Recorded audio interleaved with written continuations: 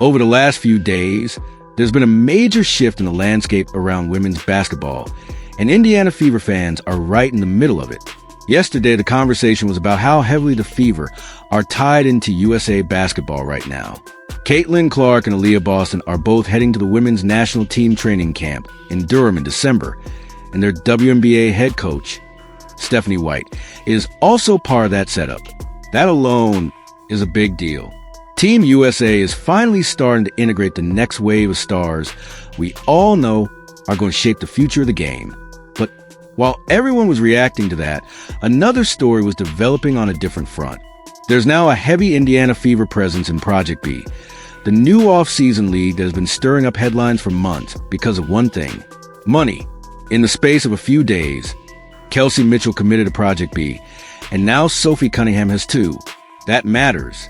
Mitchell has quietly become one of the most dangerous scoring guards in the WNBA, and her visibility has climbed. Cunningham, on the other hand, brings a different ingredient: star power and personality. She is one of those players who moves the needle on social media, in highlight shows, and with casual fans. For a new league trying to legitimize itself, those two signings are not background noise. They're statements of intent. If you rewind a bit, you can see this coming. Sophie Cunningham sat down with Front Office Sports earlier this year and was asked directly about Project B and the reported multi-million-dollar offers they were dangling. Her answer turned a lot of heads. If people are going to be paying you multi-million-dollar deals, why would you not? At the time, that landed as a blunt, maybe even provocative comment. It cut right through the sentimental talk of loyalty to one league, one brand, one logo. She was essentially saying out loud what a lot of players have been thinking privately for a long time. She made the argument simple. If you're a professional athlete and someone is offering life-changing money, why would you walk away from that? That one sentence did more than just stir up a day's worth of social chatter. It challenged an old idea that players in women's basketball had to be tied to one league for their whole career out of some sense of duty, even when that league has never paid them anywhere close to their true market value. It was a subtle but real line in the sand. And it's hard, now, not to see her eventual decision to sign with Project B as a follow-through on that philosophy. When Project B first surfaced in reporting, it wasn't described as just another overseas opportunity. It was positioned as something much bigger, a true alternative.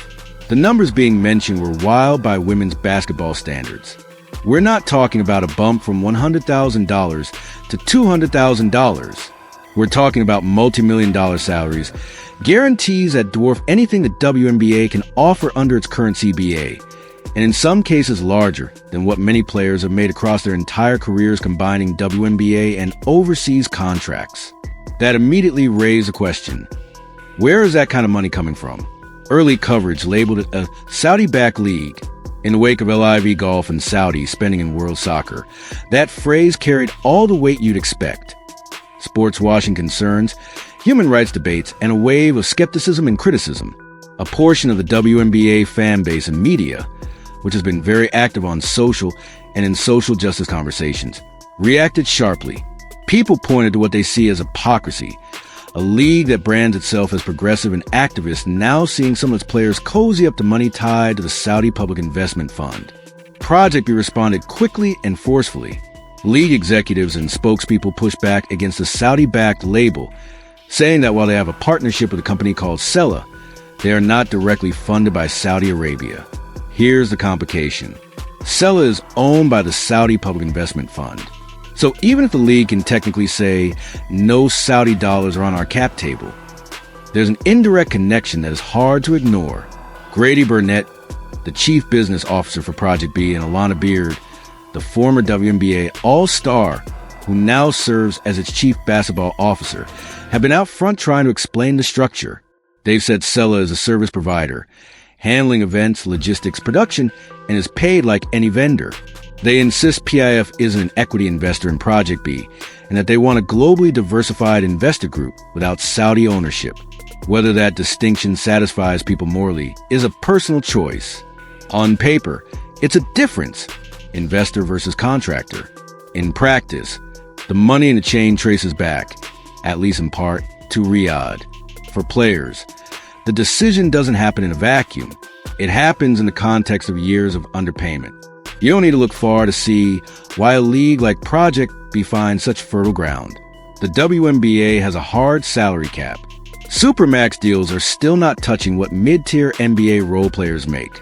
Many players, even stars, have spent their winters overseas to supplement their income because a single WNBA salary doesn't set you up for long-term stability.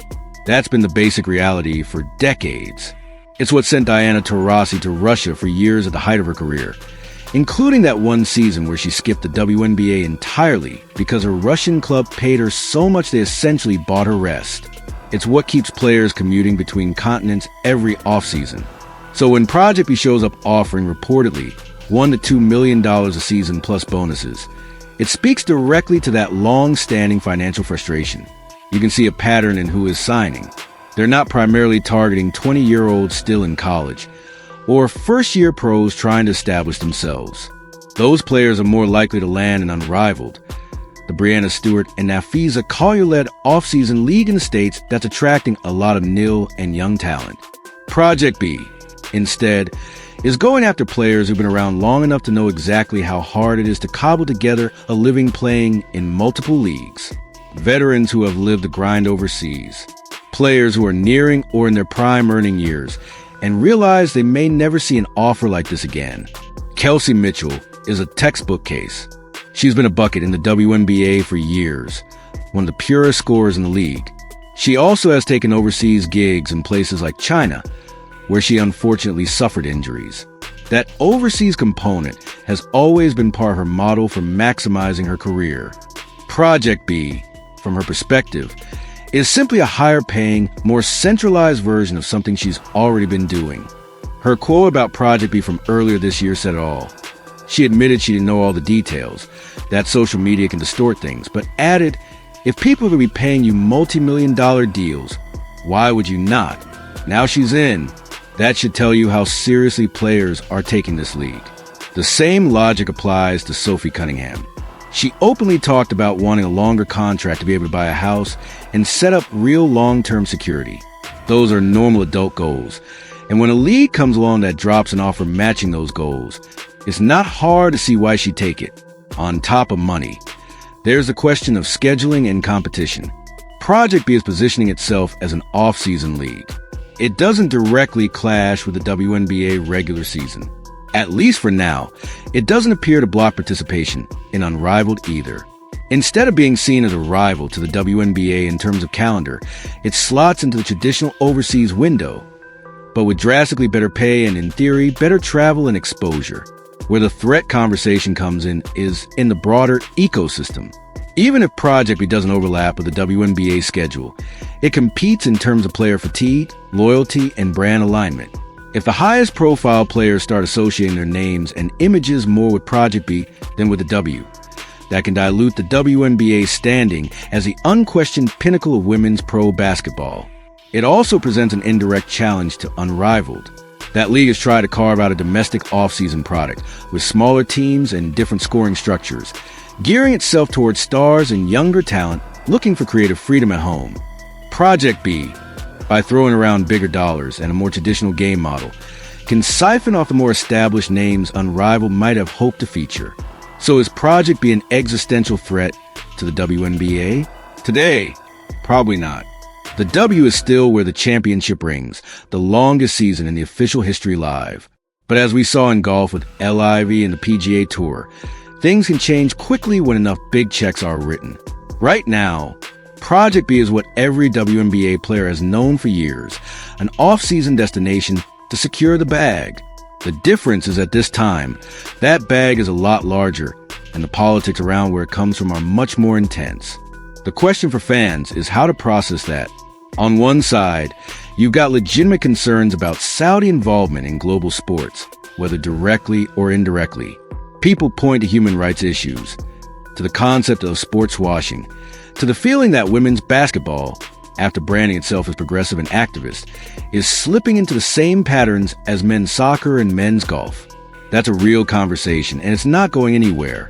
On the other side, you have players who have spent their entire careers being told there's not enough money in the women's game, suddenly staring at offers that could change their lives and their families' lives forever. Many of these women have already played in countries with questionable regimes because the money was there for them. The idea of turning down millions when they've been fighting for six-figure deals might feel like a level of sacrifice nobody else has had to make. The silence from Caitlin Clark's camp on Project B is notable. If she were to sign a contract with them, that would immediately change the temperature of the entire conversation. Right now, it's veterans from multiple teams, big names, but not the single biggest name in the sport. If Clark ever jumped, especially at this early stage of her career, then we'd be having a completely different discussion about the center of gravity in women's basketball. At this moment, we know this much. Project B has money. It has a controversial but undeniable connection to Saudi capital through Sela. It has a clear recruitment strategy focused on veterans looking for one last huge payday, or for a way to finally be paid like the stars that they are. It is positioning itself as a high-end alternative to the traditional overseas route, not necessarily as a direct WNBA replacement, at least not yet. And it now has real Indiana Fever flavor, baked into its DNA, with Kelsey Mitchell and Sophie Cunningham both on board. For the WNBA as a whole, and for fans of women's basketball in the United States, that creates a complex picture. On one side, you want players to earn what they deserve.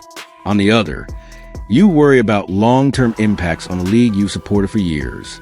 What happens next with Project B, with Unrivaled, and with WNBA salaries and conditions under the next CBA is going to shape the future of women's basketball more than any single draft pick or trade. The choices individual players make, like Kelsey Mitchell and Sophie Cunningham choosing Project B, are not just about money. They're about the direction of the sport, the leverage of athletes, and the reality that women's basketball is now part of the same global marketplace that has already transformed men's sports. The eyes of fans, players, and owners will be on how this unfolds. And as more names commit or decide to stay away, we'll all get a clearer picture of whether Project B is simply a lucrative off-season stop or the beginning of something that could truly challenge the existing order.